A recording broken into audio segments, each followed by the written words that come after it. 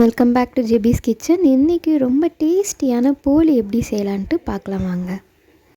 குக்கரில் கொஞ்சம் தண்ணி ஊற்றிட்டு 1 கப் கடலைப்பருப்பு சேர்த்து 4 ஏலக்காய் போட்டு 5 விசில் வேக வச்சுருங்க. ஒரு பாத்திரத்தில் 2 கப் மைதா மாவு, 2 டீஸ்பூன் மஞ்சத்தூள், கொஞ்சம் உப்பு சேர்த்துட்டு எல்லாத்தையும் நல்லா மிக்ஸ் பண்ணிவிடுங்க. 1 கிளாஸ் தண்ணி ஊற்றிட்டு நம்ம மாவு பிசைகிற மாதிரி நல்லா பிசைஞ்சிடுங்க.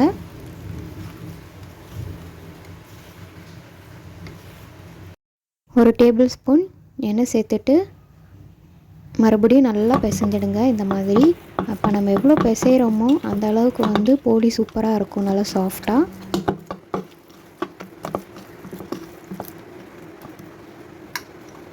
மறுபடியும் ஒரு டேபிள் ஸ்பூன் எண்ணெய் ஊற்றிட்டு நல்லா இந்த மாதிரி தடவிடுங்க மாவில். ஒரு 2 ஹவருக்கு இது ரெஸ்ட்டில் வச்சுருங்க.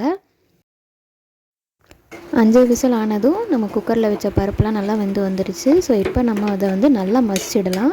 இந்த மாதிரி நல்லா பருப்பை மசிச்சு வச்சுடுங்க.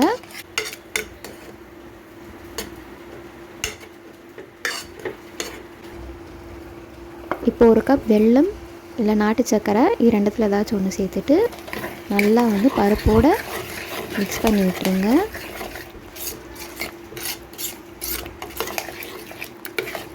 இப்போ பார்த்திங்கன்னா நாட்டு சர்க்கரைலாம் நல்லா கரைஞ்சி இந்த கன்சிஸ்டன்சியில் வரப்போ 1 டீஸ்பூன் நெய் விட்டுருங்க. அது கூடவே 1 டீஸ்பூன் ஏலக்காய் தூள் சேர்த்துட்டு கிளறி விட்டுருங்க.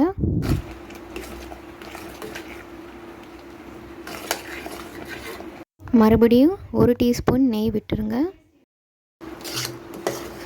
இப்போ பார்த்திங்கன்னா தண்ணியெலாம் வடிஞ்சு இந்த மாதிரி மாவு கன்சிஸ்டன்சியில் வரப்போ நம்ம ஒரு பிளேட்டில் நல்லா ஆற விட்டுறலாம். நல்லா ஆறினதுக்கப்புறம் நம்ம கையில் எண்ணெயை தடவி இந்த மாதிரி ஒரு உருண்டையாக பிடிச்சி வச்சிடலாம். 2 ஹவர் ஆனதுக்கப்புறம் கொஞ்சமாக எண்ணெயை சேர்த்துட்டு லைட்டாக மாவு பிசைச்சிடலாம்.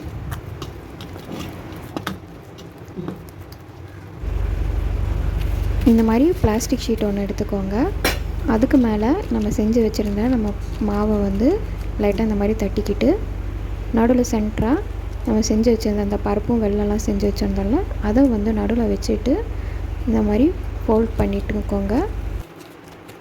மேலே இந்த மாதிரி பிளாஸ்டிக் ஷீட் மறுபடியும் போட்டு நல்லா ரவுண்டாக தட்டி விட்டுருங்க.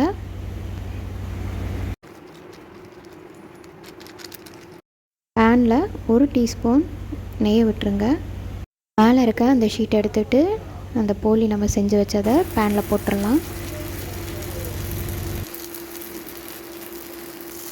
கொஞ்சமாக நெய்யை மேலே தடவிட்டு இன்னொரு சைடானதும் திருப்பி போட்டுருங்க. போட்டு அதுக்கு மேலேயும் நம்ம லைட்டாக நெய் தடவிடலாம். இந்த மாதிரி ப்ரெஸ் பண்ணிவிடுங்க எல்லா சைடும். அப்போ தான் நல்லா உப்பி வரும். 2 சைடும் நல்லா வெந்தக்கப்புறம் நம்ம எடுத்துடலாம்.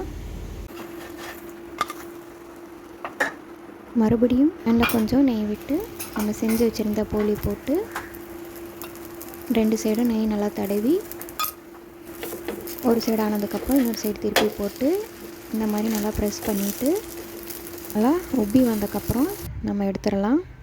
ரொம்பவே டேஸ்டியான போலி ரெடி. இதை ட்ரை பண்ணி பாருங்கள். கொஞ்சம் நமக்கு செய்கிறதுக்கு கொஞ்சம் டைம் எடுக்கும், பட் செஞ்சு சாப்பிட்டிங்கன்னா அவ்வளோ சூப்பராக இருக்கும். ரெசிபி உங்களுக்கு பிடிச்சிருந்ததுன்னா லைக் பண்ணுங்கள், ஷேர் பண்ணுங்கள், மறக்காமல் சப்ஸ்கிரைப் பண்ணிவிடுங்க.